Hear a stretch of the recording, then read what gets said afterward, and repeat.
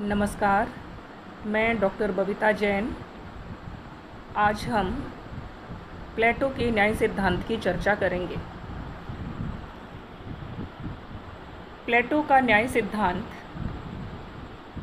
प्लेटो के समस्त दर्शन का केंद्रीय सिद्धांत है। प्लेटो ने अपने प्रमुख ग्रंथ रिपब्लिक का उपशीर्षक न्याय से संबंधित रखा है।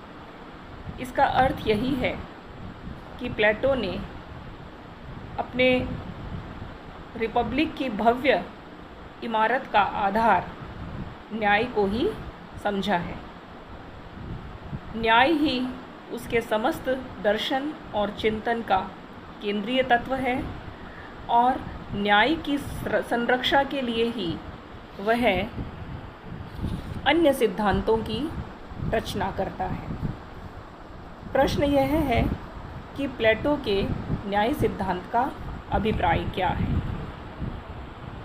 प्लेटो अपनी रिपब्लिक में न्याय की स्वयं की मान्यता प्रकट करने से पहले अपने संवाद के माध्यम से न्याय की प्रचलित अवधारणाओं का मूल्यांकन करता है और उनके विविध प्रतिनिधि विचारकों के सम्मुख संवाद करता है।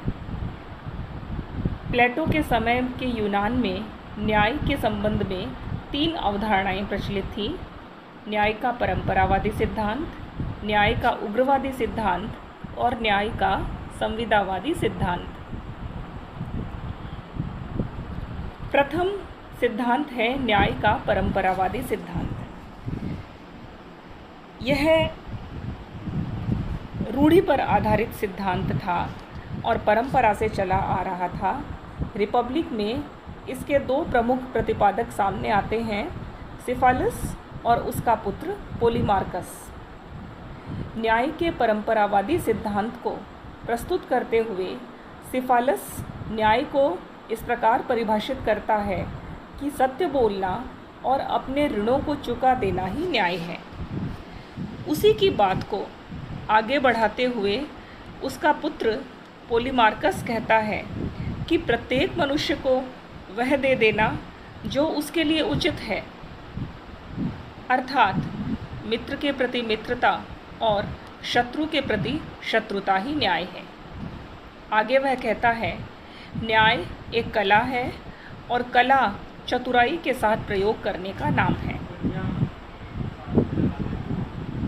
प्लेटो न्याय की इस अवधारणा का खंडन करता है और वह कहता है कि सत्य बोलना और अपने ऋणों को चुका देना न्याय नहीं हो सकता, क्योंकि कई बार सत्य बोलने से अनिष्ट भी हो जाता है। जैसे कि यदि चोर को यह बताया जाए कि संपत्ति कहाँ रखी है, तो ऐसा सत्य संपत्ति के मालिक के लिए क्षति पहुंचाने वाला हो सकता है। इसी प्रकार अपने ऋणों को चुका देना, इसका अर्थ यह है कि आपने जो ऋण लिए हैं वे ऋण कई बार आपके समझ से बाहर होते हैं, अर्थात क्या उचित है क्या अनुचित है यह समझना कई बार बहुत मुश्किल हो जाता है। जैसे कि मैं अपने पिता से यदि कुछ प्राप्त करती हूँ तो जो प्राप्त किया है वो पिता को चुका देना वह तो समझ में आता है, लेकिन यदि मैंने अपने शत्रु से कोई शत्रुता प्राप्त की है तो उसको शत्रुता ही वापस दे देना यह न्याय नहीं हो सकता। जैसा कि उसके पुत्र पोलीमार्कस ने कहा कि मित्र के प्रति मित्रता और शत्रु के प्रति शत्रुता। अब यह भी एक प्रश्न चिन्ह है कि मित्र किसे माना जाए और शत्रु किसे माना जाए, क्योंकि सामान्यतः मित्र वेश में शत्रु छिपे होते हैं और जो हमारी भलाई की बात करता है वह मित्र होते हुए भी हमें शत्रु ही नज़र आता है। इसी प्रकार प्लेटो यह तर्क देता है कि न्याय एक कला नहीं हो सकता, क्योंकि कला का प्रयोग तो हम भलाई और बुराई दोनों ही रूपों में कर सकते हैं, किंतु न्याय का प्रयोग यदि बुराई के रूप में किया जाए तो उसका उद्देश्य ही समाप्त हो जाता है। इन सभी तर्कों के आधार पर प्लेटो न्याय के परंपरावादी सिद्धांत को खारिज करता है। तब न्याय का उग्रवादी सिद्धांत सामने आता है और उसका प्रमुख प्रतिपादक थ्रेसिमेकस अपनी बात कहता है। थ्रेसिमेकस न्याय को परिभाषित करते हुए कहता है कि शक्तिशाली का हित ही न्याय है।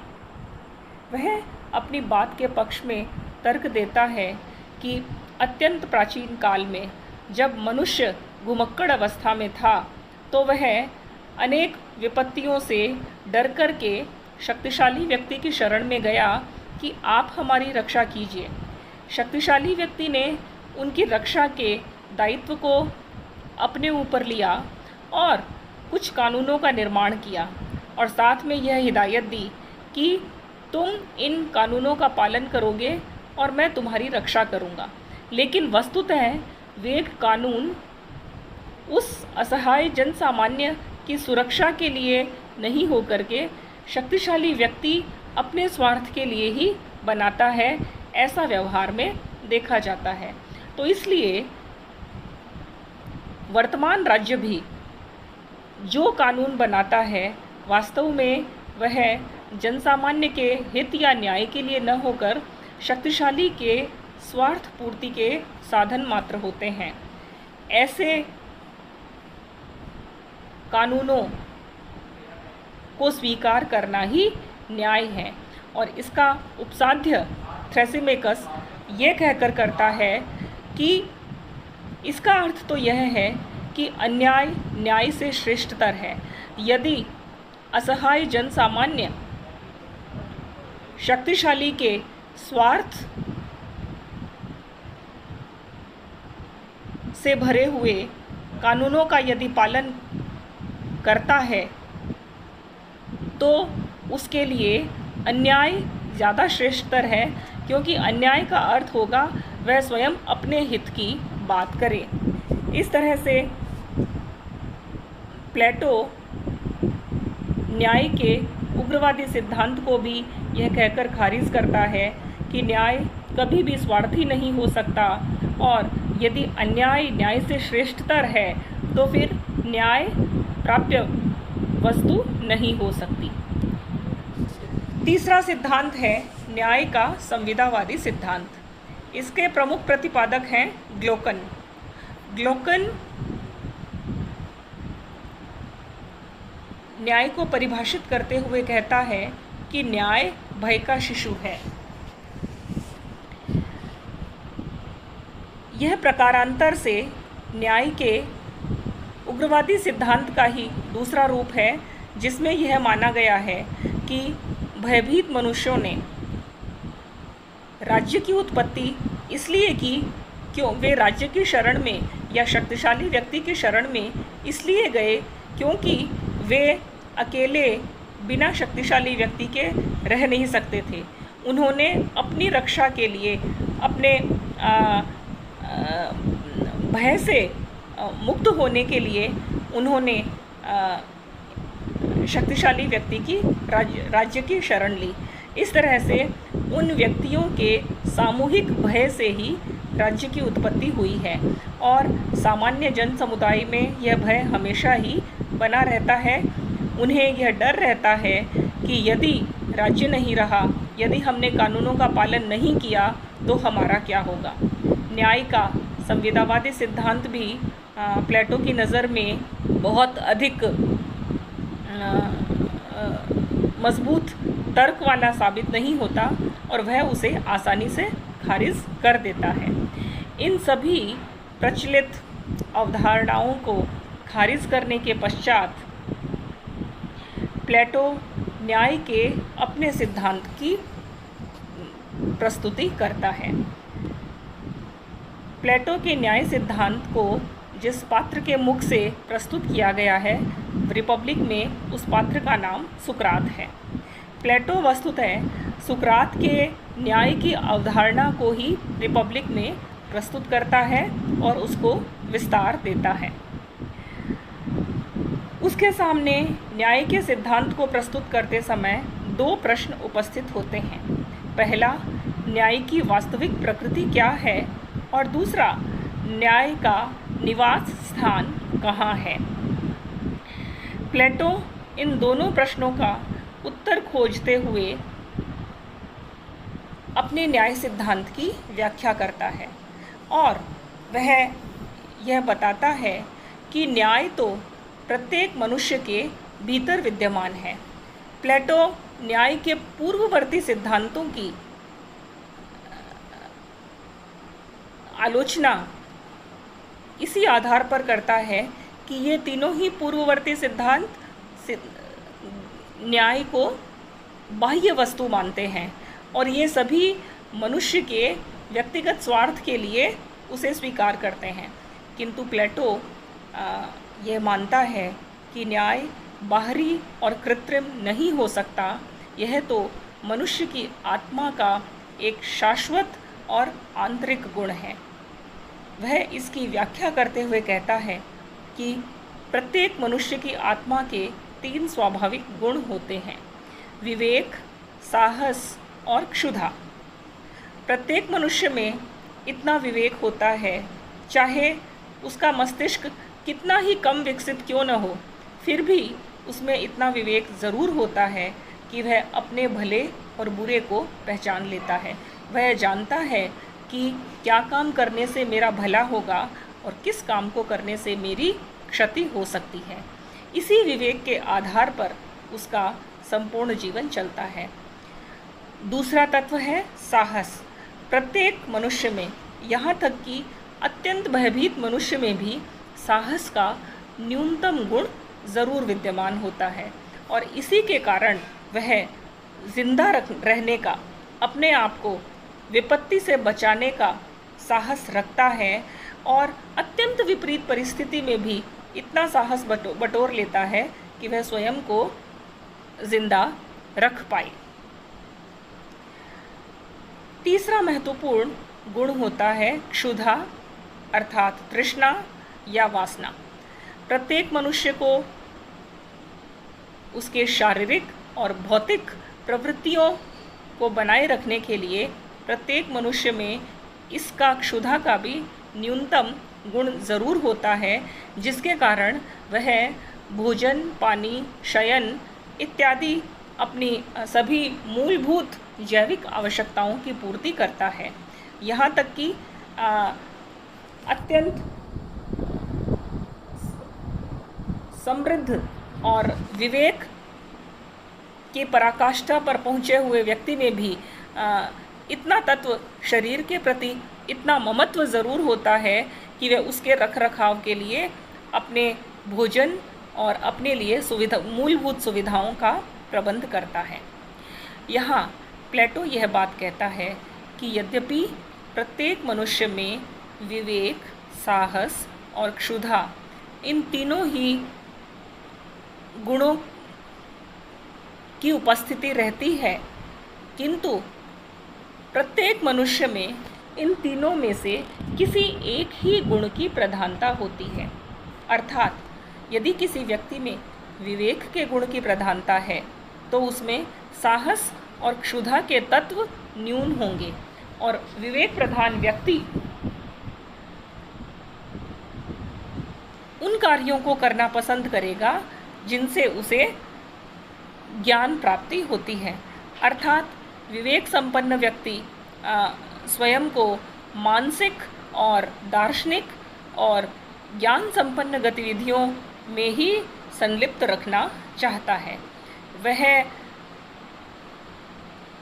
अपने आप को न्यूनतम सांसारिक बंधनों में रखते हुए अधिकाधिक अपनी आत्मा के उत्थान में लगे रहने का प्रयत्न करता है। जिस व्यक्ति में साहस के गुण की प्रधानता होती है, वह व्यक्ति मूलतः वीर और शौर्यवान होता है और ऐसा व्यक्ति यह कोशिश करता है कि उसके साहस के कारण अन्य व्यक्तियों की भी रक्षा हो सके। वह सदैव साहसिक गतिविधियों में अपने आप को निरंतर लगाए रखना चाहता है। जिस व्यक्ति में क्षुधा या वासना के गुण की प्रधानता होती है, उसमें विवेक और साहस का गुण न्यून होता है। ऐसा व्यक्ति स्वयं को भौतिक और शारीरिक सुखों की प्राप्ति में ही आनंद महसूस करता है और वह अपने जीवन का लक्ष्य इतना ही मानता है कि उसे समस्त शारीरिक और भौतिक सुविधाएं मिल जाएं, उन्हीं के लिए वह अपना जीवन संचालित करता है।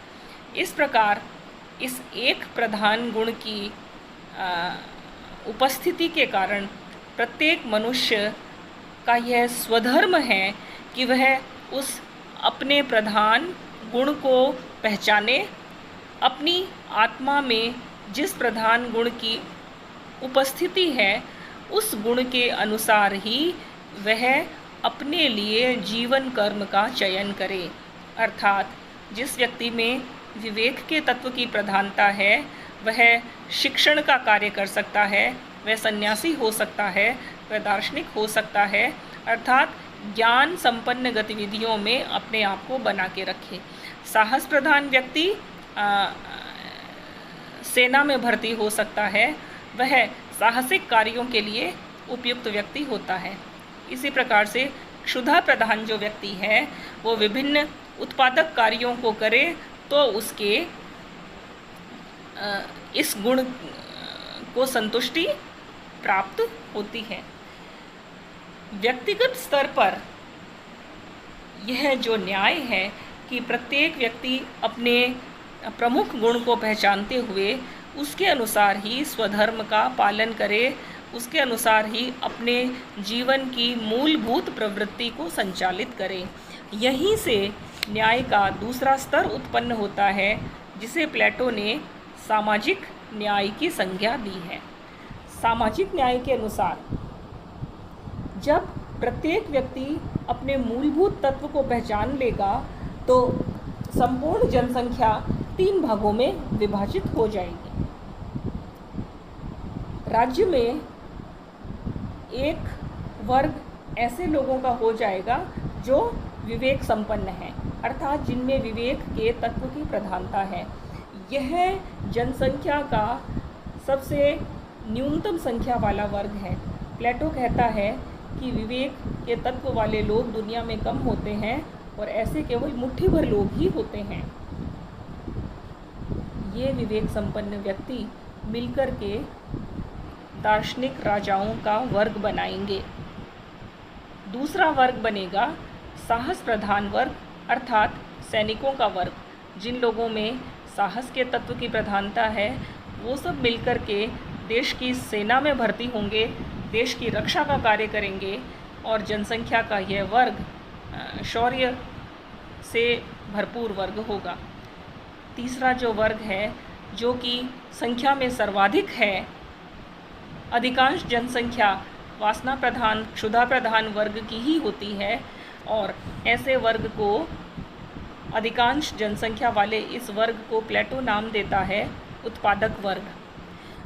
अब इन 3 वर्गों को पुनः वो 2 भागों में बांटता है, अर्थात विवेक संपन्न और साहस संपन्न वर्ग, दार्शनिक राजाओं का वर्ग और सैनिक वर्ग, ये दोनों वर्ग मिलकर के संरक्षक वर्ग का निर्माण करते हैं।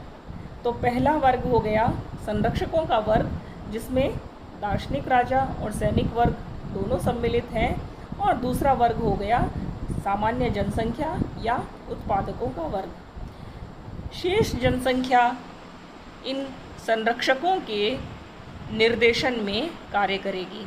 इस प्रकार हम देख सकते हैं कि प्लेटो के न्याय सिद्धांत को जब सामाजिक स्तर पर आरोपित करते हैं तो देश की 3 प्रकार की शक्ति 3 अलग अलग भागों में विभाजित हो जाती है। आर्थिक शक्ति